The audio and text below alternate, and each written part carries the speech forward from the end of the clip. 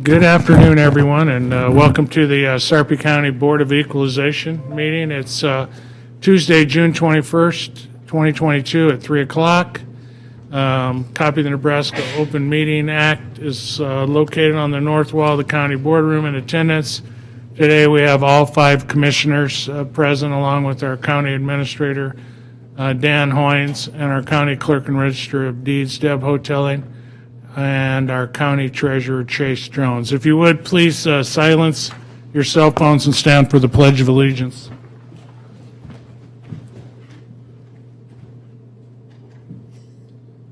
I pledge allegiance to the flag of the United States of America and to the republic for which it stands, one nation, under God, indivisible, with liberty and justice for all. I don't think you disconnected. Quick, call 911. Well, we have one item on the consent agenda. It's a motor vehicle exemption application. Unless somebody wants to see that moved to the regular agenda, I'll take a motion. Motion to approve. Second. Motion by Warren, second by Klug. Discussion? Please vote. Ayes 5, nays none, motion carries. Okay, on the regular agenda, one item, the minutes from our last week's meeting. Motion to approve. Second. Motion by Klug, second by Mixon. Discussion? Please vote. Ayes 4, abstain Burmeister. Okay, all agenda items having been addressed as published, the Board of Equalization is adjourned, and we'll reset for the Board of Commissioners.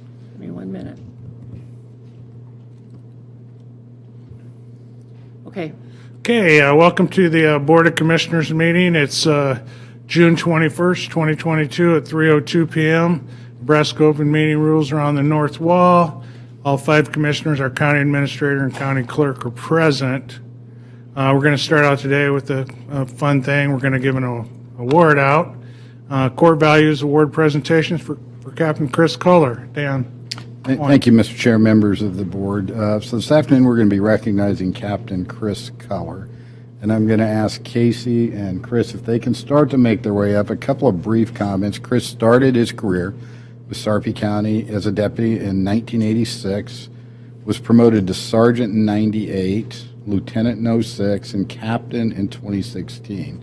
And on Captain Culler's resume, he is a graduate of the world-renowned, world-famous FBI National Academy, class 256 in there. Specific to this nomination, when I look through these things, I try to look for uniqueness. And in this one, I didn't have to look very deep. One of them I think I really appreciate, and Casey, I appreciate you. You have an interdepartmental nomination. It's not one department taking care of themselves. She looked across the aisle, if you will, and wrote a letter explained more of why she did that. But that just really stood out to me that she did that. And when I read through that, I thought, most law enforcement officers, if they're good, they make people feel safe. Great law enforcement officers make them feel safe and let them know that they care about them as people.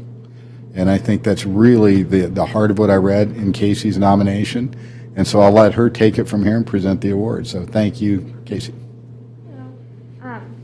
So when I nominated Captain Culler, I only put 2 sentences, but I feel like I probably should have added a bit more to it.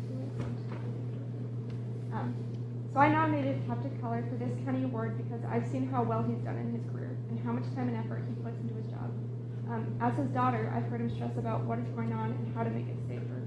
However, for the Veterans Office, he comes in at least weekly to ensure that the 1102 building is being taken care of and to ensure that we are as safe as can be. Not only does he converse with the employees, but he has had multiple discussions with veterans as they come in.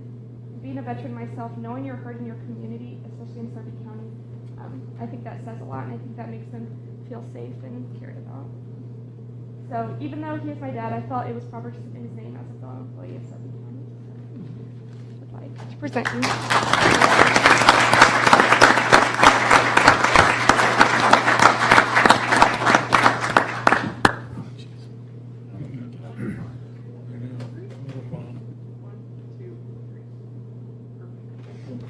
Thank you. Speech.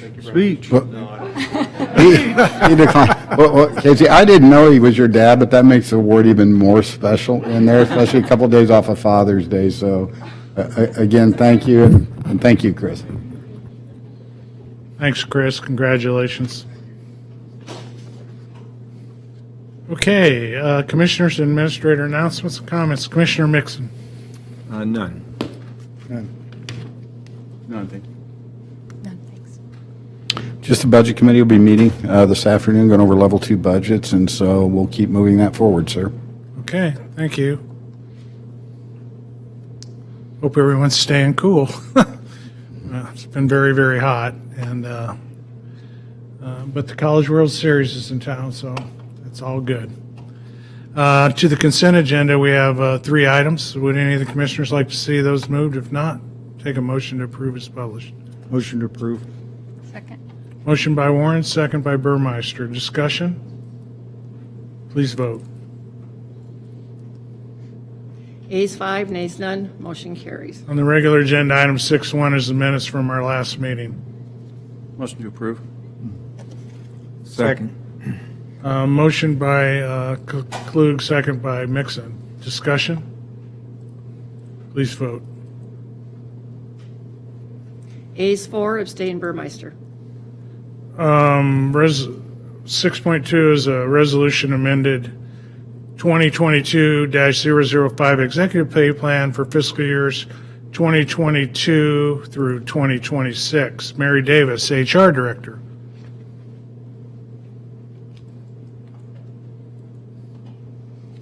Good afternoon, Commissioners.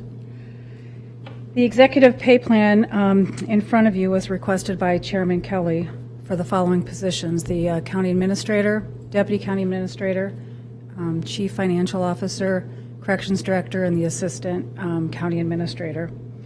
This is a performance-based plan that provides the County Board and Administration the flexibility to recruit and retain individuals for these positions. This plan was developed by looking at the local labor market comparables identified when we addressed the elected officials' salaries back in January of this year. In working with Commissioners Kelly and Burmeister, we expanded that local market comparison and added the cities of La Vista, Bellevue, and Papillion to that. And with that, I'll go ahead and let Angie, Commissioner Burmeister, speak on this behalf. Sure. So, the goal with the executive pay plan is to attract and retain quality employees in these key leadership positions, and to have elements of pay for performance within our governmental structure. So we looked at a lot of different things here, and we worked hard on the comparables. That's always the hardest part, is to get data in place to support what the numbers should be, and then to have a comfort level that the data that we're using is the right amount of data and comparable to the positions that we're looking at, since there often isn't exact comparables. So we spent quite a bit of time going over different elements of comparable data, and I'm confident we've got a good set of data here to compare to, and trying to make sure that we're having pay that pays for quality employees, retains people that we have in place in these key positions, and attracts new people when the time comes that existing people leave. So there's a number of reasons, I think, why there are some bigger jumps in the pay in this beginning start of the plan. Some of those are, that inflation's high, and the comparables therefore are high. Also, we've held at 2% increases, for several years previous to this. So this initial one, has some spots seeing a greater increase. We saw that when we did the elected officials' pay as well. When we looked at the comparables, they just were higher. So we're trying to make sure that we're looking at good data, making good decisions. I think that's more cost efficient in the end, that you have good people in these positions so that we can provide good services. So yeah, any questions on anything for Mary or for me from anyone? No, I'll just make a comment. I was in the military for a long time, and federal government service, and we had a schedule for executives, senior executive service individuals. So it's worked well for decades for the federal government, and it was sort of, I thought it was appropriate that we have something similar here, because the fact of the matter is that people that are entrusted with high positions of high responsibility and a wide depth and breadth of authority should be compensated appropriately for it. And our current pay structure really didn't do that. It certainly takes care of the overwhelming majority of our employees, but it certainly doesn't do what it needs to do to make sure that we compensate our most senior leaders in an appropriate fashion. So I think it's a good plan, and the thing I like best about it, and I think Commissioner Klug will echo this, is that the pay will be strictly based on performance, and that's almost unheard of in government service. Usually it's pay raises are automatic, they're programmed in based on the cost of living. This pay is going to be tied specifically to the performance of our executives. And they lay it out on the line, and if they do a great job, we'll reward them for it, as they should be rewarded. So I really appreciate the work, Mary, that you put into this. It's always a big push to get something initiated and on the books. So I really appreciate your efforts behind that, and I appreciate the board's counsel and insight. Angie and I spent a lot of time going back and forth with each of you, and you guys gave us some great inputs and really helped refine this into something I think will stand the test of time and be something that we'll be thankful that we have codified. So, Opening up for comments? absolutely. Comment I have is a lot of times you see raises and you don't necessarily see what that performance is. And I can just tell you this, you can see the performance in this county if you drive around this county. Roads are being built. We're building a jail. Besides roads, besides all the infrastructure that's going into place, it requires a lot of work. And these are the people providing that work and the staff that supports them as well. So again, I think you can actually see all of the performance if you just drive around this county and see what's going on. So thank you to everyone working for the county, because there's a lot going on, and I think the majority of people will say that they appreciate everything that's being done as well. Okay. Any other comments? Motion, please. Motion to approve. Second. Okay, I have a motion by Commissioner Mixon, a second by Commissioner Burmeister. Discussion? Please vote. Ayes 5, nays none, motion carries. Okay, item 6.3 is Resolution 159. It's a contract employment for Administrator Dan Hoins, commencing on 1 July. And contract will run through 30 June 2026. Mary, any comments? No, I just asked that you approve. Okay, I'll turn the floor over to Commissioner Burmeister to make some comments. Sure. So this is, the first one is the contract for Administrator Dan Hoins. There is one change that I'd like to see made there. In paragraph 3A, there's a reference to COLAs. That's just an error that we'll take out, so I'll make a motion there. And this just covers Dan Hoins' contract for a period of 4 years. He was under contract previously, and so this will be for the next 4 years. So I'll make a motion to approve the employment contract with the condition that the last sentence of paragraph 3A in the contract be removed and amend the resolution and the published contract accordingly. Second. Okay, I have a motion, amended motion by Commissioner Burmeister and a second by Commissioner Klug. Discussion? Again, I will just add one more comment, because the last comment I forgot to mention not only all of the roads and all the other infrastructure, but a sewer agency was created several years back, and what we have now is we have the sewer actually going in the ground, and it's opening up so much of this county for future development. And basically, this is probably a once-in-a-generation deal, I guess is the best word I can say. And the main driver of this, he's had a lot of support, but the main driver is Mr. Hoins. And again, without all of this in place and without the sewer and the sewer agency and what it means to not only the county but the 5 cities, it's just a remarkable accomplishment. And pulling all of the government agencies together, the people that work, the city administrators, the mayors, it was not an easy task, and there is so much blood, sweat, and tears into it, and now the rewards are going to be here for the next 50 years or plus. So, Thank you, Gary. Any other comments? Motion? Motion's up. We need a vote. It's on the table. Oh, okay.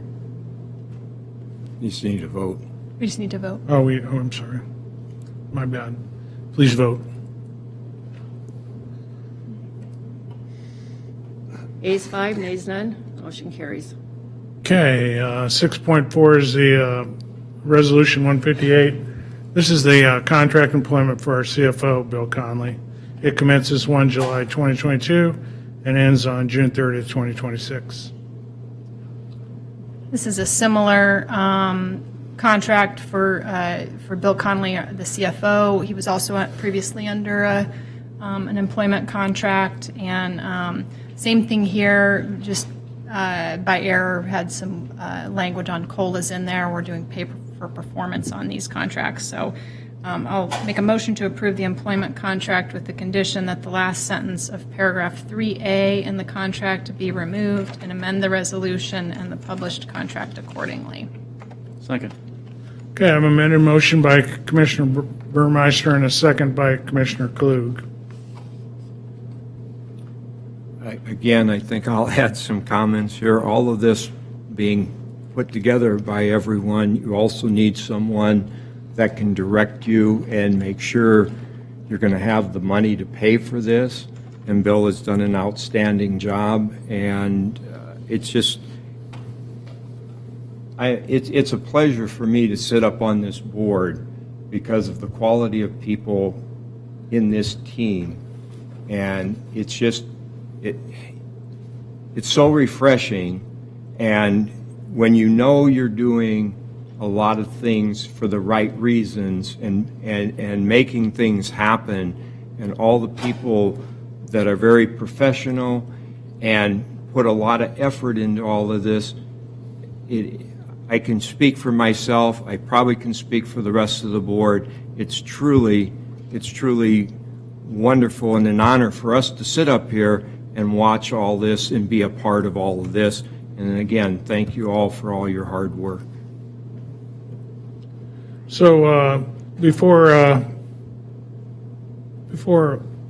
Dan Hoins and Bill Conley became employees of Sarpy County, the county board got together and did some strategic planning, and we laid out our vision for the future, and we laid down some pretty tangible goals about what we wanted to be, who we wanted to be, and how we were going to get there. And one of our goals was to be not only the best county in Nebraska, but the best county in the United States, in the way it's run, in the way it's operated, in the way it treats and serves its citizens. And so when you want to be the best, you got to hire the best. And this board personally recruited Dan Hoins and Bill Conley to the point of, phone calls at night and, persuading them across the finish line to make what was, for both gentlemen, pretty major career direction changes. So, they put their trust in us, and now we're going to reward them by showing them that we trust them and we appreciate their performance. Because certainly the one thing good about being a commissioner is you get credit for a lot of things that Bill and Dan do and their staffs and assistants. So congratulations to both of you guys. And these salary adjustments are recognition of a job well done. Please vote. Ayes 5, nays none, motion carries. Okay, 6.5 is Resolution 156. It's our collective bargaining agreement for the 2022 to 2025 Fraternal Order of Police, FOP, Sarpy Lodge number 90 for Department of Corrections. Dan Hoins. I'll defer to Mr. McQueen, the lead negotiator. And while he's preparing, I'd just like personally to thank you professionally. Certainly was a struggle, but not one that I've ever regretted coming here. Not always easy, but I frequently say if it was easy, anybody would do it, but I would be remiss if I didn't say great foundation. I would have never come here if I didn't think we didn't have the Scott Bovigs and the other people, and now Beth Garbers and Jake's stepping up, because they're really the gas in the engine that comes in it. So just want to publicly acknowledge the other people on that executive team and countywide. So with that, Mark. Okay, Mark McQueen, Barrett Holm, acted as lead negotiator for this particular set of negotiations. You guys have heard about it before. Our negotiations began in January, continued up through early May timeframe. At that point in time, the county delivered what we labeled the last best and final offer. This was not a surprise to our union partners. We had discussed that in advance. The union examined that last best and final offer from the county, and they suggested some changes. And we didn't agree with one of those changes, but we thought 3 of them were pretty reasonable. So the union then gave us a counter, which we are recommending to you. That's what you have on the agenda in front of you. This is actually the union's proposed contract, nearly identical to the county's final offer, some minor tweaks that I'd be happy to discuss with you. But the most important thing is we have an agreement. If you approve it, the members of the union have already approved it, and we believe this is a far superior option to impasse or to trying to pursue what the county labeled its final offer. Any questions? Questions for Mark? Motion to approve. Second. Motion by Warren, second by Klug. Discussion? Just a quick note, too, while Mark was the lead negotiator for us, the heavy lifting, Kate Gatewood, Mary Davis, as I'm sure Mark would attest to. No doubt about it. Thank you, Mark. Thank you. Please vote.